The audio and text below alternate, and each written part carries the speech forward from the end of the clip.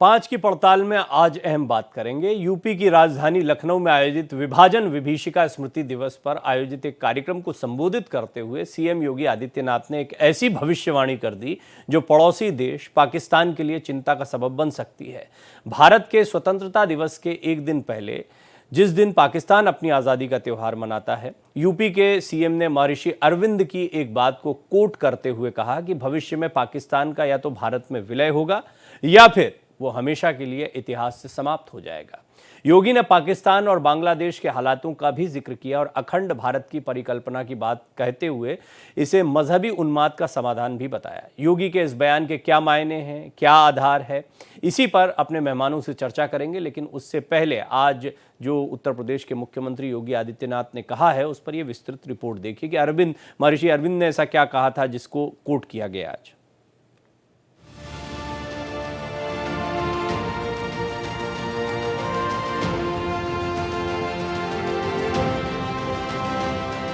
UP की राजधानी लखनऊ। मौका था 1947 में हुए विभाजन को लेकर आयोजित कार्यक्रम विभाजन विभीषिका स्मृति दिवस का, और संबोधन कर रहे थे यूपी के सीएम योगी आदित्यनाथ। अपने भाषण में उन्होंने एक ऐसा संदेश पड़ोसी देश पाकिस्तान को दिया जिसकी कल्पना पाकिस्तान ने कभी नहीं की हो। हालांकि यह संदेश देते हुए सीएम योगी ने महर्षि अरविंद की बात को कोट किया। सीएम योगी ने कहा कि आने वाले दिनों में पाकिस्तान का या तो भारत में विलय होगा या फिर हमेशा के लिए इतिहास से समाप्त हो जाएगा। महर्षि अरविंद ने 1947 में ही घोषणा करते हुए कहा था कि आध्यात्मिक जगत में पाकिस्तान की कोई वास्तविकता नहीं है।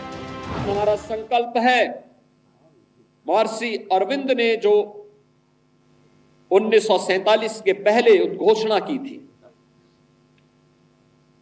आजादी की त्रासदी, देश की विभाजन की त्रासदी आजादी के मिलने के बाद अक्सर उन्होंने इस बारे में अपनी चिंता व्यक्त भी की और उन्होंने इस बात को कहा था कि आध्यात्मिक जगत में पाकिस्तान कोई वास्तविकता नहीं है, या तो उसका भारत में विलय होगा या पाकिस्तान इतिहास से समाप्त होगा, हमेशा के लिए समाप्त होगा। सीएम योगी ने कहा कि जब आध्यात्मिक जगत में किसी का वास्तविक स्वरूप ही नहीं है तो उसको नष्ट ही होना है। उसकी नश्वरता में हमें संदेह की निगाह से नहीं देखना चाहिए। हमें ये मानना चाहिए कि ये होगा, लेकिन इसके लिए हमें भी तैयार होना होगा।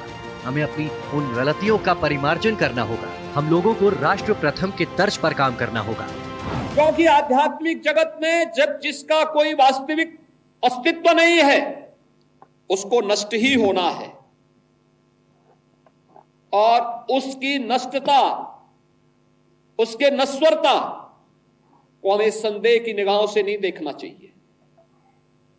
हमें मानना चाहिए ये होगा, लेकिन इसके लिए हमें भी तैयार होना होगा, हमें भी अपने आप को तैयार करना होगा। इसके पहले सीएम योगी ने 1947 में विभाजन के लिए कांग्रेस को जिम्मेदार ठहराया और बांग्लादेश में हिंदुओं पर हो रहे अत्याचार को लेकर विपक्ष की चुप्पी पर भी निशाना साधा। सीएम ने विभाजन की अमानवीय त्रासदी में बलिदान हुए सभी निर्दोष नागरिकों को विभाजन विभीषिका स्मृति दिवस पर श्रद्धांजलि दी। Bureau report, Bharat Express. देखिए, मुल्क कोई भी हो, इंसानियत बहुत महत्वपूर्ण होती है। हमने बांग्लादेश की त्रासदी को देखा है, हमने कई ऐसे मुल्कों को आपस में लड़ते देखा, आज भी देख रहे हैं, जहां पर पूरी मानवता जो है, क्योंकि आम आदमी, चाहे वो पाकिस्तान में रहने वाला आम इंसान हो, हिंदुस्तान में रहने वाला आम इंसान हो, बांग्लादेश में रहने वाला आम इंसान हो, इजराइल में जो कुछ चल रहा है, गजा में जो कुछ चल रहा है, ये सारी चीज़ें ऐसी हैं जो इस ओर इशारा करती हैं कि इंसानियत ख़त्म होती है। राजनीति अपनी जगह है, लेकिन गहरे मायने हैं। दरअसल राजनेताओं के हाथ में किसी भी देश की कमान होती है और फिर वो अपने हिसाब से लोगों के इमोशन से भी खेलते हैं। अंतर्राष्ट्रीय राजनीति में भी अपनी बातों को अलग अलग तरीके से मैनिपुलेट करते हैं, अलग अलग नैरेटिव्स को रखते हैं। अब पाकिस्तान के लिहाज से बात की जाए तो पाकिस्तान की जनता की हम बात नहीं करते, पाकिस्तान के लोगों की हम बात नहीं करते, क्योंकि वो हम आप जैसे ही लोग हैं, वैसी ही चुनौतियों से जूझते हैं। लेकिन वहाँ की जो सरकार है, वहाँ की जो आर्मी है, वहाँ की जो अस्थिरता है, वहाँ पर लोगों की जिस तरह की मांग अलग अलग जगह पर उठती रही है, वो कई सवालों को खड़े करती है। और ऐसे में महर्षि अरविंद ने जो कुछ कहा था वो बड़ा महत्वपूर्ण हो जाता है। इसको थोड़ा गहराई से समझेंगे और इसमें कुछ साथी मेरे साथ पाकिस्तान से भी जुड़ेंगे। आरजू काजमी मेरे साथ जुड़ रही हैं, वरिष्ठ पत्रकार हैं पाकिस्तान की। आरजू, आपका स्वागत करता हूँ। डॉक्टर इरशाद अहमद खान जो कि नेता PMLN हैं, पाकिस्तान से जुड़ रहे हैं। आपका भी इरशाद साहब बहुत बहुत स्वागत करता हूं। और साथ ही साथ में मेरे साथ पीके सहगल साहब रक्षा विशेषज्ञ के तौर पर जुड़ रहे हैं, लगातार हमारे साथ इन कई विषयों पर बातचीत करते रहते हैं। सहगल साहब, आपका एक बार फिर स्वागत करता हूं। ब्रिगेडियर विनोद दत्ता रक्षा विशेषज्ञ के तौर पर मेरे साथ जुड़ रहे हैं। सर, आपका भी बहुत बहुत स्वागत है।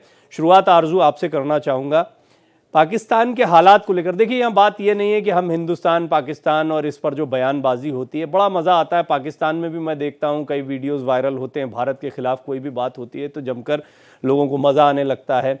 इधर भारत में भी कुछ ऐसा ही माहौल होता है। बड़ी बात यह है कि पाकिस्तान के जो हालात वर्तमान में बने हुए हैं, जो मौजूदा स्थितियाँ उसकी बनी हुई हैं, वो बहुत गंभीर हैं, वो चिंता का विषय है। और ऐसे में ये कहना मतलब एक मजबूत आधार के साथ होता है ये कहना कि पाकिस्तान आने वाले समय में कहाँ जाएगा ये दिखाई नहीं पड़ता, वो भी ऐसे दिन जब आज आपका आज़ादी का दिन है, उस दिन हम ये बात कर रहे हैं।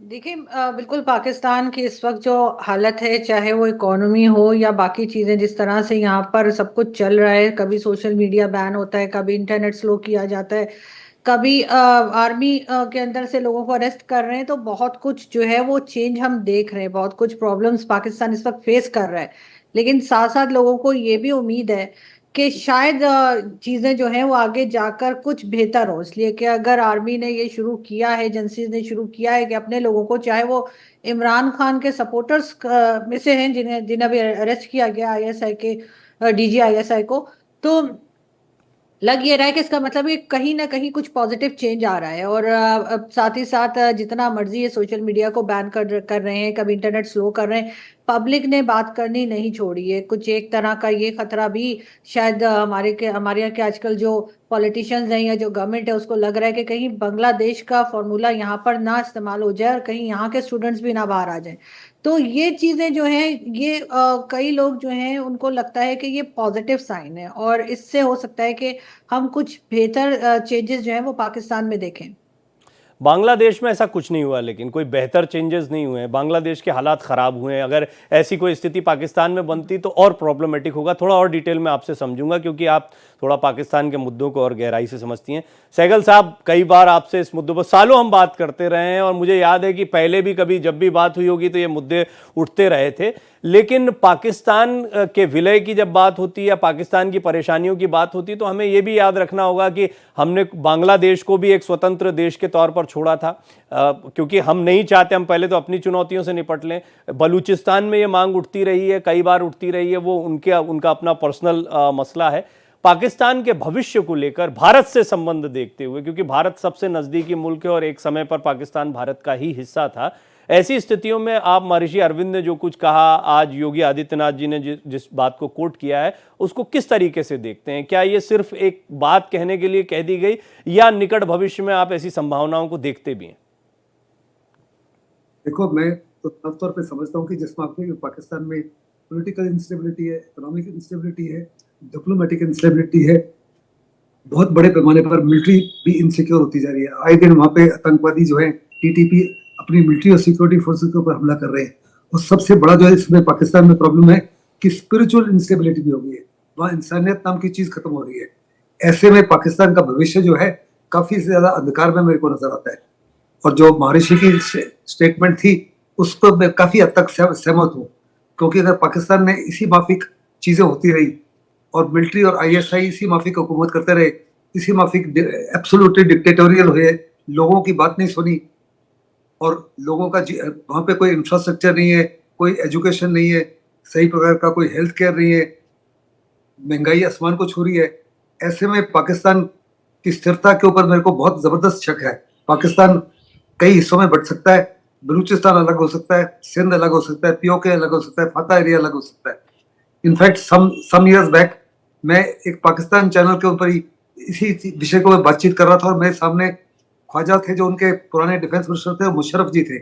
मैंने उनको साफ तौर पर उस समय कहा था, जब वो कश्मीर को बात कर रहे थे, मैंने कहा मुशर्रफ जी आपसे अपना फाता एरिया तो संभल नहीं रहा, तो आप इधर कश्मीर का ख्वाब छोड़िए, अपने देश को संभालिए, वही टूट रहा है, वही संभल नहीं रहा।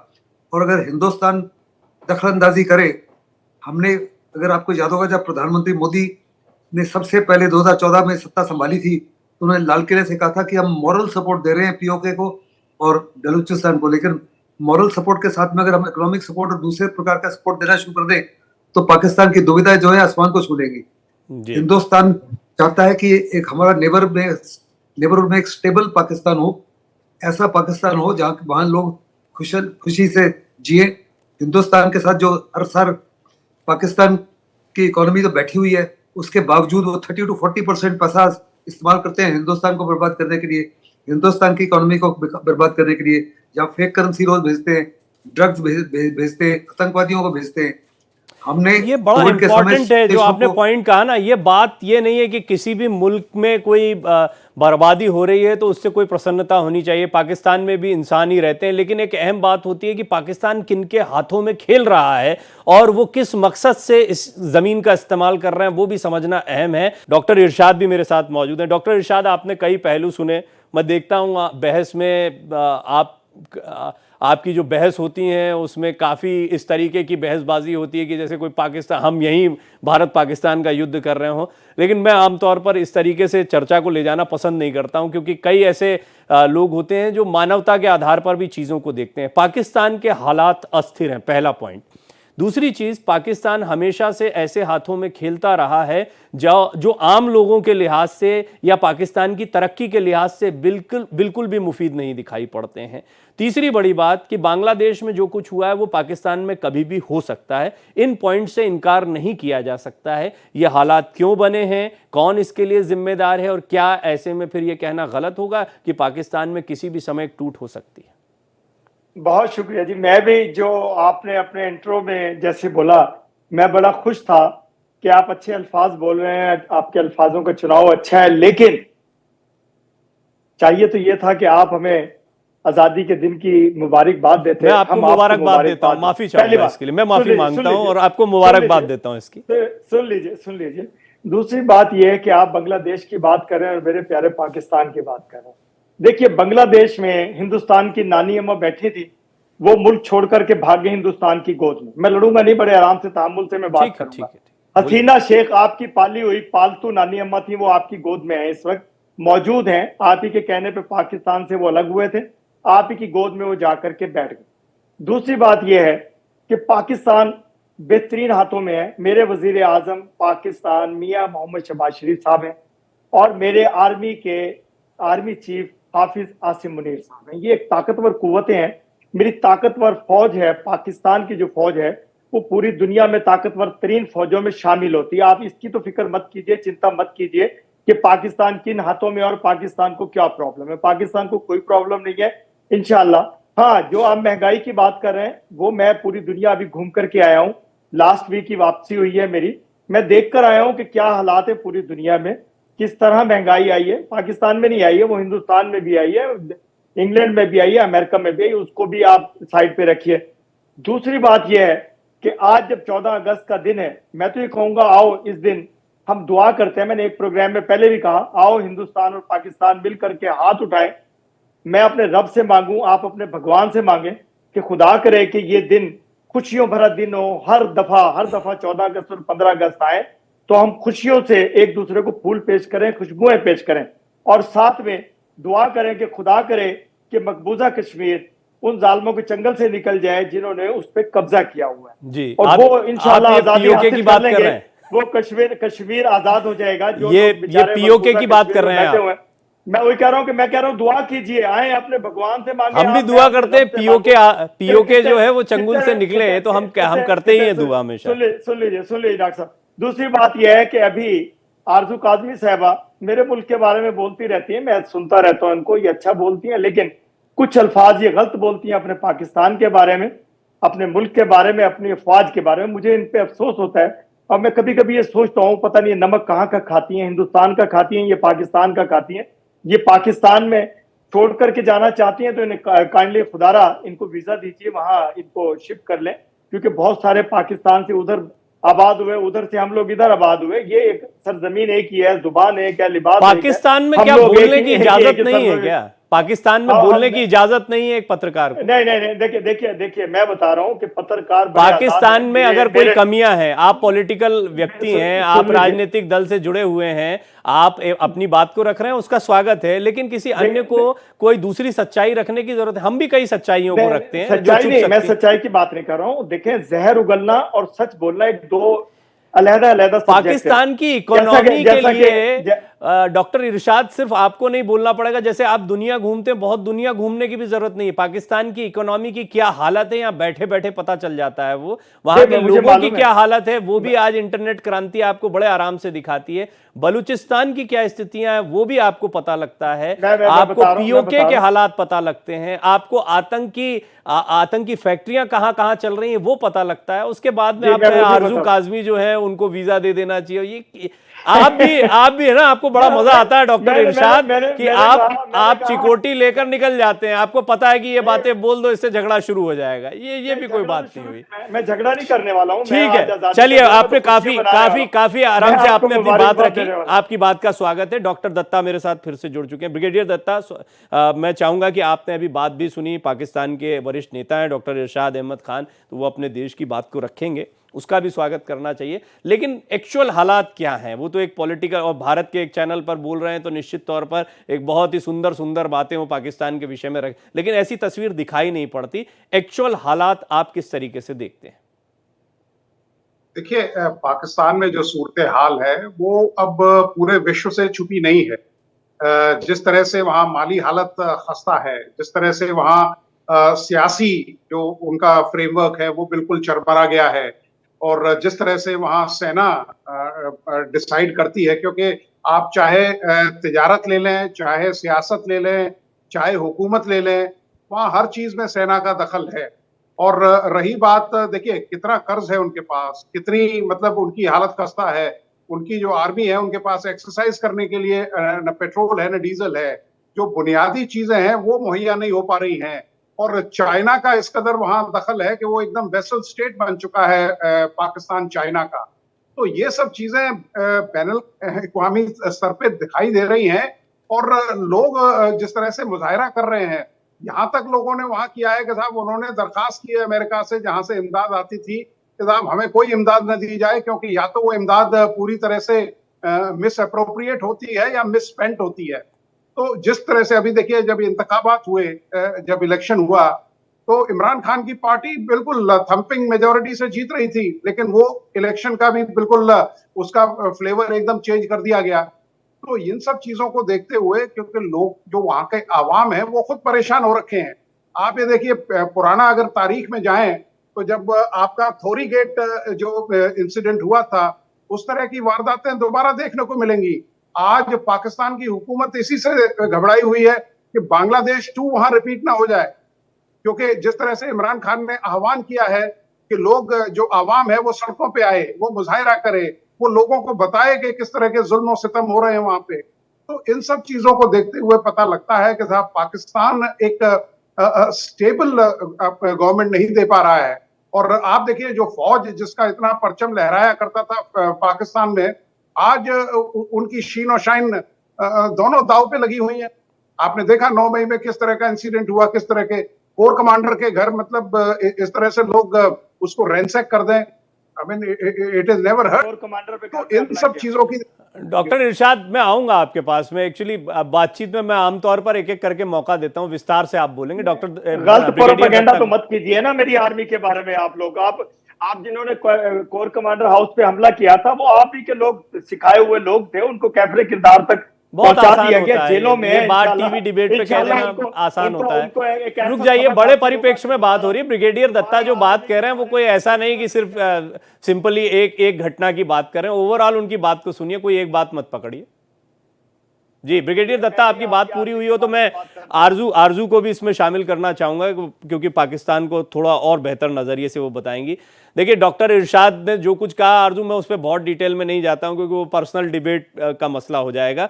लेकिन फिर भी एक्चुअल हालात हम 2 तरीके से देखते हैं। पहले बहुत चलता था अमेरिका की मदद मिलती रहती है, अभी चाइना की घुसपैठ है, चाइना अमेरिका इनका आपसी खींचतान है। इसके बावजूद पाकिस्तान को पकड़े रखने का मकसद क्या दिखाई पड़ता है, और ये जितनी एड मिलती है पाकिस्तान को, उसका इस्तेमाल किन, और क्या इसी का खेल चल रहा है पाकिस्तान में? देखिए सबसे पहले तो कोई बात नहीं, डॉक्टर इरशाद जो भी कह रहे थे वैसे इनके साथ शो करने में बहुत अच्छा लगता है, अच्छे भले सीरियस शो को एक कॉमेडी बना देते हैं। लेकिन ये जरूर है कि पाकिस्तान को जो एड मिलती है या पाकिस्तान को जो लोन मिलता है, अगर ये उस पैसे को वहीं लगाएं जिसके लिए दिया गया है, तो शायद पाकिस्तान की हालत बेहतर हो जाए, पाकिस्तान की इकोनॉमी बेहतर हो जाए अगर ये एनर्जी सेक्टर पे काम करें। और जिस बात का कह कर पैसा लिया जाता है, लेकिन अनफॉर्चुनेटली हमेशा से जो हम देखते आए हैं वो ये कि जब भी पाकिस्तान को IMF से या कहीं से भी लोन मिलता है, उसके बाद वो पैसा घूम फिर के वापस अमेरिका, दुबई, कनाडा और UK और इस तरह की कंट्रीज में चला जाता है। और आपको मालूम है कि वहाँ पे प्रॉपर्टीज किसकी हैं, मुझे बताने की जरूरत नहीं है, उसमें हमारे सारे ही लोग शामिल हैं। और जाहिर है जब इन लोगों को से ये तक लोग कहना शुरू हो गए हैं कि अगर आपने करप्शन करनी है तो करें, सारी दुनिया में करप्शन होती है, लेकिन अगर वो करप्शन का पैसा ये 4-5 साल के लिए सिर्फ पाकिस्तान में ही लगाएं तो शायद पाकिस्तान का कुछ भला हो जाए।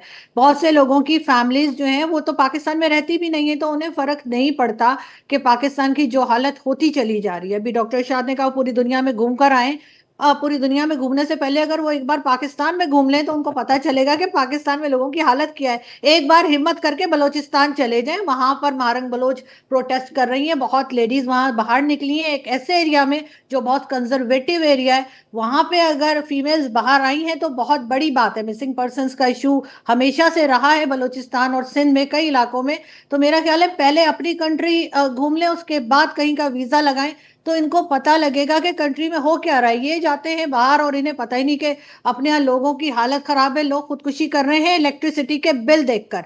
इन्हीं की गवर्नमेंट बैठी है इस वक्त, और कई लोग अभी तक सुसाइड कर चुके हैं क्योंकि उनको जिस तरह के इलेक्ट्रिसिटी के बिल आए वो लोग पेमेंट नहीं कर सकते।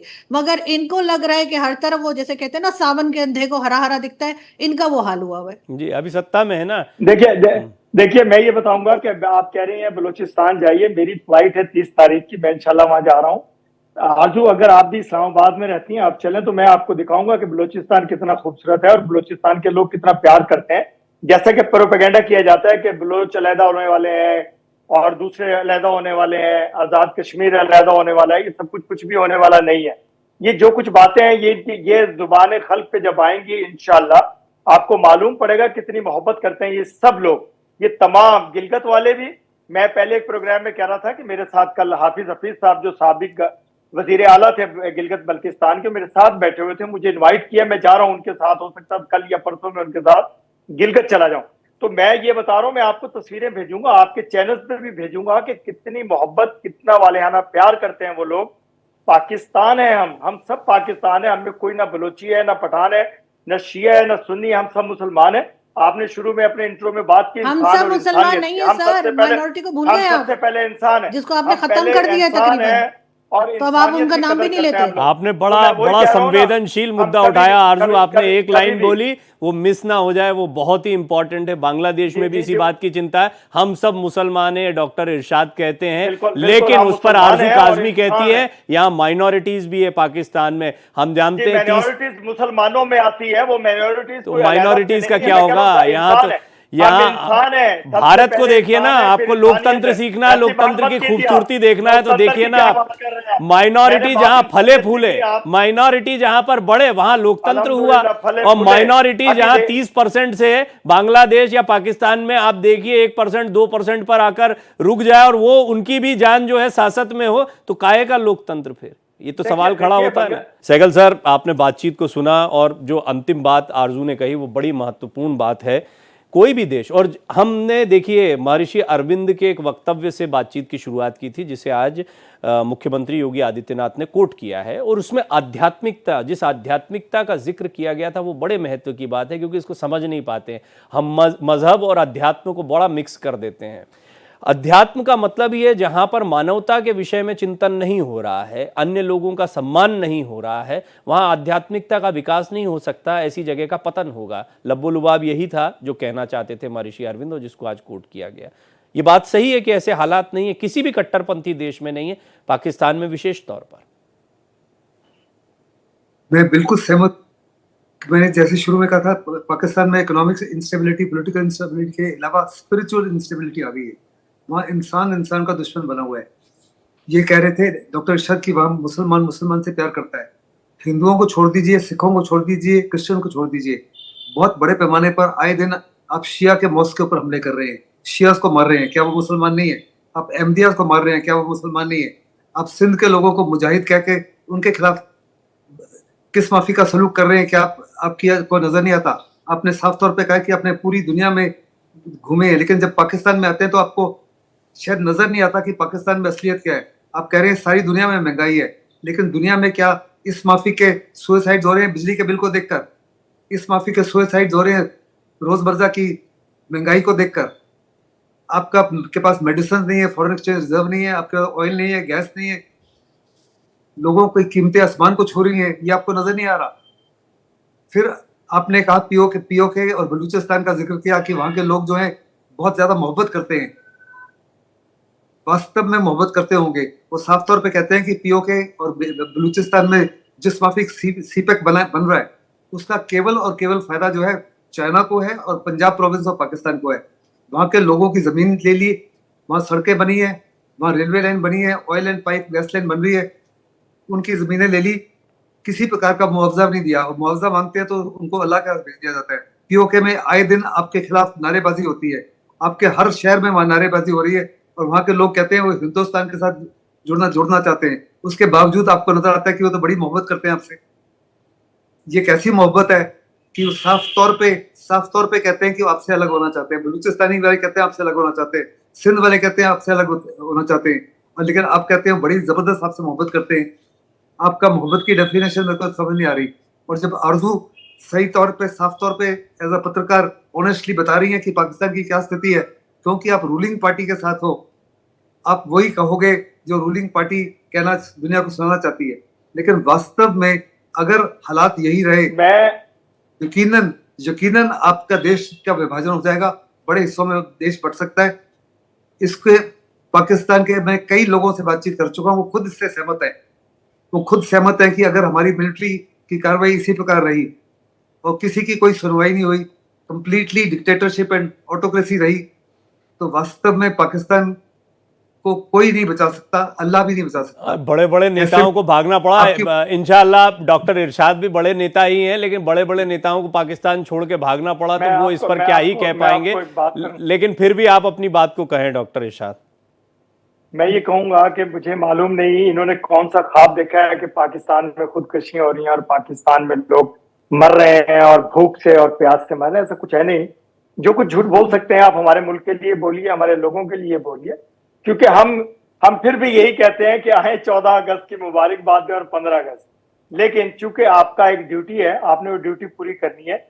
कुछ लोग राह के लिए करते हैं, कुछ लोग मोदी जी के लिए करते हैं। अभी बात कर रहे थे आप बांग्लादेश की, बांग्लादेश के लोगों की। मैं आपसे कह रहा था कि मोदी जी की बहन लगती है, मुझे लगता है हसीना शेख साहबा, जो नानी अम्मा हिंदुस्तान की हैं। आप ये देखिए कि हिंदुस्तान में हुकूमत कर कौन रहा था? मोदी जी की हुकूमत थी, राव कर रही थी। अभी आप कहते हैं कि हिंदुस्तानियों को, हिंदुओं को वहां मारा गया। मैं ये कहता हूं कि आप क्यों तहकीक नहीं करते कि ये लोग जो यूनिफॉर्म में, बांग्लादेश की फौज की यूनिफॉर्म में आपकी राह के एजेंट पकड़े गए, क्यों उस पर बात नहीं करते? आप क्यों उस पर वावेला नहीं करते? हम लोग तो खामोश तमाशा ही देखते हैं आप लोगों को कि आप कर क्या रहे हैं, करना क्या चाहते हैं और पाकिस्तान से क्या चाहते हैं। दूसरी बात यह कि पाकिस्तान को कभी कमजोर मत समझिएगा आप, क्योंकि अब लड़ाई हाथ की नहीं है। अब लड़ाई एक बटन की है, जिसने स्विच दबाया, मैंने दबाया तब भी दोनों तबाह होंगे, आपने दबाया तब भी दोनों तबाह होंगे। इसलिए हम लोग इसको आजकल धमकी नहीं, इसको आजकल गीदड़ भपकी कहा जाता है। डॉक्टर इरशाद, मैं आपको याद दिला दूं। दूसरा ये बात सही है कि यहाँ भारत में दोनों मरेंगे। डॉक्टर इरशाद जिस दिन भी हुआ, सुनिए तो सही। फिर आरजू जो कह रही थी वो बात आप सही सिद्ध कर देंगे। दोनों मरेंगे, दोनों मरेंगे जिस दिन भी मरेंगे। जो आरजू कह रही थी वो सही सिद्ध कर रहे हैं आप सचमुच कॉमेडी शो बना देते हैं किसी भी शो को। एक मिनट रुकिए, शो नहीं बनाता हूं, तो सुनिए तो सही। फिर तो सुनिए तो सही, उसके लिए सुनना भी जरूरी है। आप लोग झूठ बोल रहे होते हैं, मैं जब सच बोलता हूं आपने डॉक्टर साहब बात तो रखी। सच आपको अच्छा ठीक है, चलिए अब मैं ब्रिगेडियर दत्ता के पास जाना चाहूंगा। मैं समझ गया भाई, ब्रिगेडियर दत्ता का ऑडियो डॉक्टर इरशाद ऐसे शायद मुझे लगता है शांत नहीं होंगे तो ऑडियो डाउन करना पड़ेगा। डॉक्टर इरशाद सुनिए भी थोड़ा सा, एक चर्चा है, अच्छी स्वस्थ चर्चा चल रही है शुरुआत से, आपको अपनी बात रखने का पूरा अवसर भी मिल रहा है, तो आप थोड़ा सुनिए। ब्रिगेडियर दत्ता, थोड़ा मुझे ये बताइए, बांग्लादेश का एक जिक्र किया, सच बात है हम देखते हैं कि पॉलिटिकल संबंध अलग किस्म के होते हैं, अंदरूनी हालात एक देश के बिल्कुल अलग होते हैं। हमारे देश में बैठकर आम आदमी या मीडिया में हम जब पैनल पर होते हैं तो अलग किस्म की चिंताएं होती हैं। एग्जैक्टली पाकिस्तान के वर्तमान हालात पर भारत की कितनी नजर है, होनी चाहिए, क्या हमारा वास्ता इससे है? देखिए, इंडिया जो पॉलिसी अख्तियार करता है और उसमें यह है कि साहब नेबरहुड फर्स्ट पॉलिसी। मैं थोड़ा सा आपको तारीख में ले जाना चाहूंगा। जब सन 71 की लड़ाई हुई, तब जब शेख मुजीबुर रहमान इलेक्शन जीत गए थे, शायद 132 या कितनी डिशेस थे वो जीते थे, तब मियां जुल्फिकार अली ने कहा था कि अगर ये शख्स यहाँ प्राइम मिनिस्टर बन गया तो हम दोबारा इन सियासी कुर्सियों पे नहीं बैठ पाएंगे। तब जनरल टिक्का खान को वहां भेजा गया था, जिसे आज भी बूचर ऑफ ईस्ट पाकिस्तान कहा जाता है। कितने लेडीज की यहाँ खवातीनों की इज्जत लूटी गई, कितने लोग जो इंटेलिजेंसिया थी, जो जहनी लोग थे, उनका कत्लेआम किया गया। तो भारत को अगर इंपीरियलिज्म पसंद होती तो उस टाइम भी भारत उसका विलय कर सकता था, लेकिन भारत ने 13 दिन में 13वीं करके उसको एक नया राष्ट्र बना दिया गया। और देखिए, जब तक शेख हसीना वहां रही, बांग्लादेश की जो ग्रोथ थी एक स्टेज पे किसी जमाने में भारत से अच्छी थी। तो वो अगर 19 साल तक वहां सियासी कुर्सियों पे बैठी रही तो यकीनन उन्होंने उस देश को आगे लेके गए हैं। आप ये देखिए, पाकिस्तान में एक भी प्राइम मिनिस्टर पूरा कभी अपना टेन्योर पूरा नहीं करता है। वो कहते हैं ना कि army is a state with in A state and above and state above the state. वो कहते हैं कि हर देश के पास एक आर्मी होती है, पाकिस्तान में कहते हैं ना आर्मी के पास एक स्टेट है। तो ये सब चीजों को देखते हुए वहां की जो हालात है, देखिए आंखें बंद कर लेने से ये जो चिंता और चिंतन हो रही है, वो कहते हैं ना कि वतन की फिक्र कर नादा, वतन की बर्बादी आने वाली है। तो अगर हम चिंता और चिंतन कर सकते हैं तो वो भारत ने तो हमेशा ही दोस्ती का हाथ बढ़ाया है। अटल बिहारी वाजपेयी साहब गए, उसके बाद देखिए आपने क्या किया। आपके खुद के जो जनरल साहब थे, उन्होंने कुछ बताया ही नहीं मियां नवाज शरीफ को कि आपको मैं भाई जो आप कारगिल जब हुआ तो आप देखिए डीजीएमओ तौफीक रजा थे, अगर मुझे नाम सही याद है, उनको तो लूप में ही नहीं रखा गया। वो जो पॉलिटिकल जो सियासत कैबल थी, उन्होंने ही सब डिसाइड कर लिया गया। तो इस तरह की जहां सियासत होगी, इस तरह के जहां लोगों की सोच होगी, वो देश बहुत ज्यादा डेवलप नहीं कर सकता। इतना जरूर जानना चाहूंगा ब्रिगेडियर दत्ता की हालात तो पहले भी जब से बने तब से लगभग कमोबेश इसी तरह की स्थितियां रही हैं। वर्तमान परिस्थितियां, क्योंकि अब दौर बदल रहा है, युवाओं की सोच अपेक्षाएं बदल रही हैं, और हम ग्लोबल पॉलिटिक्स को देखें तो उसमें भी पाकिस्तान के कई लोग हैं जो ऐसे लोग हैं जिन्होंने बाहर अब दुनिया को देख रखा है। ऐसे हालात में पाकिस्तान में अब किसी तरह से एक विरोध, ये जो व्यवस्था बनी रही है, इसको मजबूत होते हुए आप देखते हैं, या अभी फिर वैसे ही चलता रहेगा, आम लोगों को दबाते रहेंगे और इनकी सत्ता चलती रहेगी? देखिए, जब तक वहां की जो सियासी सोच है, जब तक वहां पाकिस्तानी फौज का शिकंजा मजबूत रहेगा, तब तक वहां कोई भी सियासी या कोई भी डेमोक्रेसी पनप नहीं सकती। वहां तो मिलिट्री की डेमोक्रेसी चलती है। आप ये देखिए, जो अभी इंतखाबात हुए थे उसमें इमरान खान की पार्टी को एकदम स्वीपिंग विक्ट्री मिली थी, लेकिन वो सारे जितने पोल से उनको बिल्कुल रिग किया गया, उनको ट्वीक किया गया। तो जब तक ये चीजें रहेंगी, आप ये देखिए क्या इंडस्ट्री है वहां, कोई इंडस्ट्री नहीं है। हर स्टेट अलग होना चाहता है। तो ये सब चीजों को ध्यान में रखते हुए, क्योंकि ऐसा नहीं है कि वहां भी बहुत जहनी लोग हैं, बड़े अच्छे लोग हैं, बड़े पैट्रियोटिक लोग हैं, और भारत तो ये चाहता है कि एक स्टेबल पाकिस्तान हो। वो एशिया के लिए बहुत बड़ी चीज है, और भारत ने हमेशा दोस्ती का हाथ बढ़ाया है। लेकिन वहां जो इमदाद आती है उसे आप खा जाते हैं। 80% आप देखिए इनका फैज साहब का जो कोर्ट मार्शल हो रहा है, आप ये देखिए 100 बिलियन का वो तिजारत कंट्रोल करते थे। सीपीसी एक ऐसा ये बड़ा इंपॉर्टेंट पॉइंट आपने दिया है, आपने बड़ा इंपॉर्टेंट पॉइंट दिया है। आरजू ये बात सही है। देखिए, भारत की एक पॉलिसी रही है, वो स्टेबल नेबर्स चाहता है, मजबूत नेबर्स चाहता है। और कहीं भी कोई, आप बांग्लादेश का एक उदाहरण देख सकते हैं, वो भी अपना एक स्टेट रहा, गारमेंट के सेक्टर में भारत को बीट करके आगे निकल गया, इतना बढ़िया काम किया, उसका पूरा सपोर्ट किया गया। पाकिस्तान के साथ वो राब्ता कभी बन ही नहीं पाता है, क्योंकि वहां पर मामला लोकतंत्र का है ही नहीं। लोकतांत्रिक व्यवस्था की बहाली वहां की एक बहुत बड़ी चुनौती है। सेना के हाथ में जब तक चीजें रहती हैं किसी भी अन्य देश के साथ में, खास तौर पर जब आपसी संबंधों की बात हो, ये नहीं कि चाइना के साथ जो हितकारक नीति के तहत आगे बढ़ रहे हैं, वो एक अलग चीज है। तो मैं ये जानना चाहूंगा कि अभी जो हालात हैं ये कभी बदलेंगे, या आपको लगता है कि इमरान खान का जो पूरा एपिसोड हुआ, शरीफ साहब की बात हो रही है, शरीफ साहब खुद भी इतना लंबा लंबा समय बाहर रह रहकर जान बचाकर कभी जाते हैं कभी आते हैं, ये खेल उनका भी चलता रहता है। और तमाम पॉलिटिशियंस की यही स्थिति है पाकिस्तान, वो खुद परेशान हो चुके हैं, लेकिन क्या करें, ले देकर फिर सत्ता पाने के लिए सेना की गोद में बैठना पड़ता है। देखिए, चेंज तो डेफिनेटली आएगा, इसलिए कि अब लोगों में अवेयरनेस आ गई है। जिस तरह से सोशल मीडिया का इस्तेमाल किया गया है या लोग अब देखने लगे हैं, तो लोगों को अपनी हिस्ट्री भी ठीक की हम लोगों ने। हम लोग वही हैं जो पाकिस्तान स्टडीज पढ़ के समझते थे कि सारी जंगें हमने जो है वो जीत ली थी, और हमें तो अब पता लगा है कि सारी जंगें हम हार गए थे। तो जाहिर है, अगर हम अपने आप को अपडेट कर रहे हैं तो हमारे बाद वाली जनरेशन तो और भी ज्यादा तेज होगी, वो और भी ज्यादा अपने आप को अपडेट करेगी।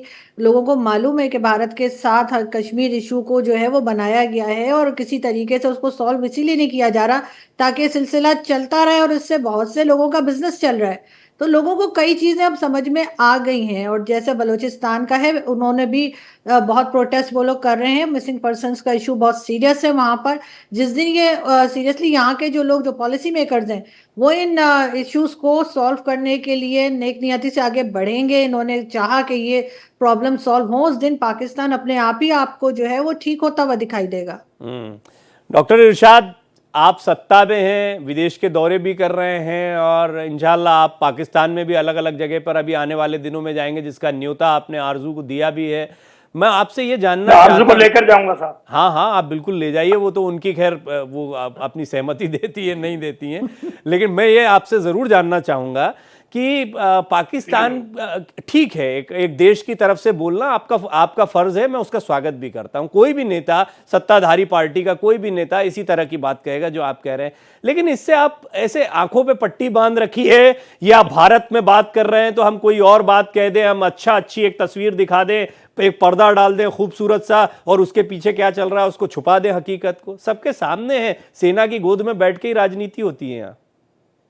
देखिए, मैं आपसे एक बात कहूं, हमारी हुकूमत हो या ना हो, हम हमेशा पाकिस्तान की बात करते हैं, पाकिस्तान के इदारों की बात करता हूं, और मैं कहता हूं सबसे पहले पाकिस्तान और पाक आर्मी जिंदाबाद। ये हिंदुस्तान के चैनल पे बैठ करके मैं ये कहूंगा कि मेरी पाक आर्मी अल्हम्दुलिल्लाह पूरी दुनिया की ताकतवर तरीन आर्मियों में से है, जिसने आप लोगों की नींद हराम की। मैं आपको गिदड़ बत्ती नहीं दे रहा हूँ, और कभी आजमा के देखिएगा, और आजमा चुके हैं बहुत दफा मेरी पाक आर्मी को आप लोग।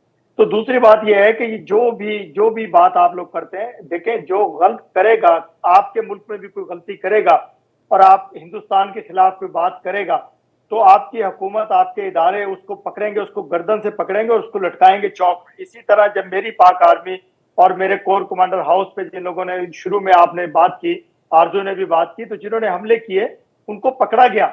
ऐसा नहीं है कि उनको नाजायज पकड़ा गया, जो जायज, जिन्होंने जुल्म बर्बरियत का बाजार गर्म किया, जिन्होंने जलाओ घिराव की सियासत करने की कोशिश की, जिन्होंने पाकिस्तान को कमजोर बनाने की कोशिश की, उनको सजाएं मिलेंगी और मिल रही हैं। तो उस बात का मैं कभी ये नहीं कहता हूं कि हमारी हुकूमत है, मुस्लिम लीग नून की हुकूमत है तो मैं बात करूं पाकिस्तान के लिए। अगर पाकिस्तान में नून की हुकूमत नहीं है तो मैं बात करूं हिंदुस्तान के लिए, जैसा कि आरजू करती। देखिए, आपने काफी बात बोली और हम आपको ध्यान से सुन भी रहे थे डॉक्टर इरशाद, लेकिन पाकिस्तान की आर्मी बेशक बड़ी मजबूत है अपने लोगों के खिलाफ, अपने अंदर अपनी राजनीति के लिहाज से, अपने राजनेताओं को दबाने के लिहाज से, तख्ता पलट करने के लिहाज से बड़ी मजबूत है। वो छोड़ दीजिए कि वो बॉर्डर पर क्या होता है, उसके आंकड़ों पर क्यों जाए, आज उस पर बहस भी नहीं कर रहे हैं। क्या हश्र हुआ है हर बार, ये आपको भी पता है। आर्मी की स्थिति क्या है, ये भी कोई किसी से छिपा नहीं रहता है, सबको पता है कहां है पाकिस्तानी आर्मी, और पाकिस्तानी आर्मी किस दम पर चलती है, ये भी किसी से छिपा हुआ नहीं। इसलिए सब छोड़ दीजिए। देखिए, कई देश हैं जापान को लीजिए, सिंगापुर को लीजिए, बड़े छोटे छोटे देश हैं, क्या खूबसूरत तरक्की की है, कोई लड़ाई झगड़े से परे रहते हुए पॉलिसीज पर काम किया, पर आप लोग उससे बहुत दूर हैं। उसकी बहुत बड़ी वजह ये जिस आर्मी को जिंदाबाद जिंदाबाद कह रहे हैं ना, वो सबसे बड़ी वजह है। खैर, ये आप समझते भी होंगे, आप बोल नहीं पाएंगे क्योंकि आपको खुद भी दिक्कत है। मैं तो आरजू को बड़ी बधाई देता हूं, बड़ा आश्चर्य भी कर रहा था कि इतनी बेबाकी से वो इस बात को रखती हैं और पहले भी रखती रही हैं, मैं उनको सुनता रहा हूं, तो ये भी अपने आप में बड़ा साहस का काम है। आजादी सहाफत है, सहाफियों को आजादी है इसलिए करती हैं। खूब दीजिए आजादी भाई, मुझे तो भाई दिल से डॉक्टर इरशाद चिंता होने लगती है जब कोई ऐसे आजाद ख्यालों के साथ बात रखता है, तो उसकी चिंता करने लगता हूं मैं जब पाकिस्तान में वो इस तरह की बात करता है। तो ब्रिगेडियर दत्ता यहां पर आर्मी की बात हो रही है और मैंने एक स्टेटमेंट दिया, अगर मैं ठीक हूं तो दुरुस्त करिएगा, उसमें कुछ आपको लगता हो तो। पाकिस्तान की आर्मी की मजबूती सिर्फ अपने देश को कंट्रोल करने तक सीमित है, उसकी आर्मी की स्थिति वहां के राजनेताओं को डराकर और भैया तुझे सत्ता चाहिए मेरे साथ में रह तक सीमित है। हाँ बिल्कुल ठीक है। देखिए, आईएसआई जो पाकिस्तानी सेना है उसका जो पॉलिटिसाइजेशन है या जो उसका सियासी जो उस पर मुलम्मा चढ़ाया गया, वो जुल्फिकार अली भुट्टो के टाइम से चढ़ाया गया। वहां आईएसआई में जब पॉलिटिकल विंग की स्थापना की गई या उसको काबिज किया गया, तो वो इसलिए किया गया कि लोगों को ब्लैकमेल किया जाए, चाहे वो पॉलिटिकल लीडर है या वो है। अब आप ये देखिए, आरजू काज़मी है, बिकॉज बहुत ही जहनी और बड़े, क्यों वो खुल के या प्रखर रूप से बोलती है, क्योंकि वो बिल्कुल पाक साफ है, बिकॉज वो जो सही मुद्दे हैं उनकी बात करती हैं और उनका एम ये है कि उनका जो देश है वो आगे बढ़े। जो लोगों में इस तरह की धारणा है, लोगों को पता लगे, लोगों में इल्म जागे, लोगों में इस तरह की एक कोई मतलब अवेकनिंग आए, तो ये पत्रकारिता का सबसे बड़ा धर्म है। अब केवल ये कहने के लिए कि साहब हमारा देश सबसे बढ़िया है, भाई जब तक आप कहते हैं ना निंदक नियरे राखिए, जब तक आप क्रिटिक्स पास में नहीं रखेंगे, जब तक आप अपने जो सिस्टम है उसकी मजम्मत नहीं करेंगे, भाई नो स्ट्रेच ऑफ इमेजिनेशन आपकी लॉयल्टी कम होगी। ठीक है, मुझे लगता है अभी डॉक्टर इरशाद जो कह रहे थे, जी बोलिए बात पूरी। एक सेकंड और मैं आपको बताता हूं। ये देखिए, जनरल फैज हमीद जब थे, करीब 100 बिलियन का उन्होंने बड़े शॉर्ट टाइम में जितने भी कॉन्ट्रैक्ट्स है वो लिए गए। आप देखिए, लेफ्टिनेंट जनरल असीम बाजवा हैं, वो सीपीसी के चेयरमैन रहे नवंबर 2019 से, और उनकी कई फूड चेन्स चल रही है साहब अमेरिका में, बास्को और इस तरह की चीजें। आप देखिए कमर बाजवा साहब, इतने इन्होंने धन कमाया है।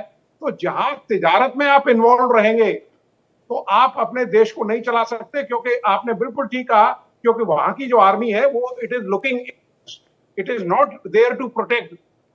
आपने देखिए अफगानिस्तान में जो मुहिम उठाई, वही आज आपको मुंह की खानी पड़ रही है।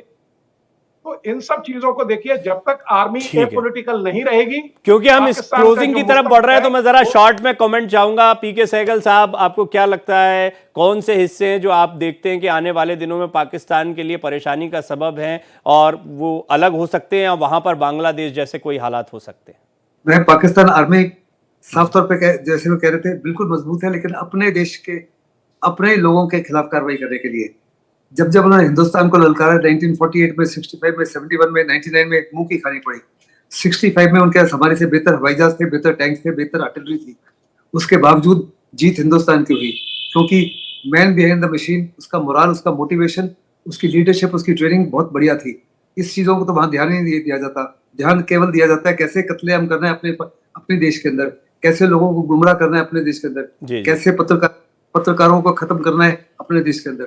71 में उन्होंने 12 फ्रंटलाइन एयरफील्ड में प्रीएम्प्टिव स्ट्राइक की, लेकिन हिंदुस्तानी एक देश है जिसने 14 ही दिन के अंदर एक नया देश खड़ा कर दिया और 93,000 पाकिस्तानी ट्रूप्स ने हिंदुस्तान के सामने सरेंडर किया। फिर 1999 में कारगिल युद्ध में भी उन्होंने बड़ी चापलूसी से 6 महीने ये तो हम सहगल साहब, ये तो हम जानते हैं कि पाकिस्तान की आर्मी की स्थिति क्या, इतिहास इसके लिए गवाह है, बहुत इसमें क्या ही जाया जाए। वो तो खैर डॉक्टर इरशाद एक बात कह रहे थे, उस पर ये बात निकली। आरजू, चलते चलते मैं आपसे ये जरूर जानना चाहूंगा कि ऐसा नहीं कि पाकिस्तान में जो है आर्मी ही सब कुछ है। हाँ, आर्मी दबाती जिन लोगों के है उनका गुस्सा बढ़ता चला जा रहा है। ऐसी कौमों को, ऐसे जहनी लोगों को आप किस स्तर पर पाती हैं वर्तमान दौर में पाकिस्तान में किसी क्रांति के लिहाज से? देखिए, इसमें अगर सिर्फ ये कहा जाए कि हर चीज के पीछे सिर्फ आर्मी ही है या आर्मी ने ही डैमेज किया, ऐसा नहीं। हमारे चाहे पॉलिटिशियंस हों, चाहे ब्यूरोक्रेट्स हों, टेक्नोक्रेट्स हों, ये सबके सब इसमें शामिल हैं। ये पकड़ पकड़ के आर्मी को लाते हैं और कहते हैं कि जी हमारी गवर्नमेंट बचा लीजिए या हमें दोबारा से सत्ता में बिठा दीजिए। इमरान खान का भी यही हाल है, वो कहते हैं मुझे ले आओ तो सब ठीक है, और अगर मैं हाँ, नहीं तो ये बस फिर आपने उसके बाद बहुत उन्होंने कहा कि इंपॉर्टेंट बात सब कही। गलत है। देखिए, हालांकि ये ये चर्चा लंबी हो सकती थी, माफी भी चाहूंगा, आपको टोक रहा हूं बीच में क्योंकि समय अब समाप्त हो चुका है। और डॉक्टर इरशाद, मैं आपसे भी माफी चाहूंगा चलते चलते। एक बार फिर आपको मुबारकबाद आज की। लेकिन कई बातें मैं चाहूंगा कि जैसे आरजू कह रही हैं, आपने कहा आजादी है तो आजादी और दीजिए जो सही बोलते हैं। आजादी का मजा तभी है जब सही बात बोली जाए, और इसीलिए इनके लिए आप आजादी शब्द का इस्तेमाल कर रहे हैं। ये आजाद है। मैं चाहता हूं पाकिस्तान के तमाम लोग आजाद हों और सही बात बोले, पाकिस्तान के हालात को सामने रखें, क्योंकि वहां आवाम को रहना है, थोड़ी सब सिर्फ नेताओं को रहना है, आर्मी के ऑफिसर्स को रहना है और विदेशों में संपत्ति बना लेनी है। बहुत बहुत धन्यवाद डॉक्टर इरशाद, आपका। आरजू, आपका खास धन्यवाद करना चाहूंगा। ब्रिगेडियर दत्ता, आपका धन्यवाद। सहगल साहब, आपका भी बहुत बहुत धन्यवाद। तो पाकिस्तान को लेकर महर्षि अरविंद ने जो कुछ कहा था, आज उसे उत्तर प्रदेश के मुख्यमंत्री योगी आदित्यनाथ ने कोट किया। क्योंकि आध्यात्मिक पटल पर ये कहीं नहीं है तो बहुत जल्दी इसका विलय हो सकता है भारत में, या ये खत्म हो जाएगा। तो ये बात कही गई थी, इसी पर आज ये चर्चा निकल पड़ी। 5 की पड़ताल में इतना ही। खबरें जारी।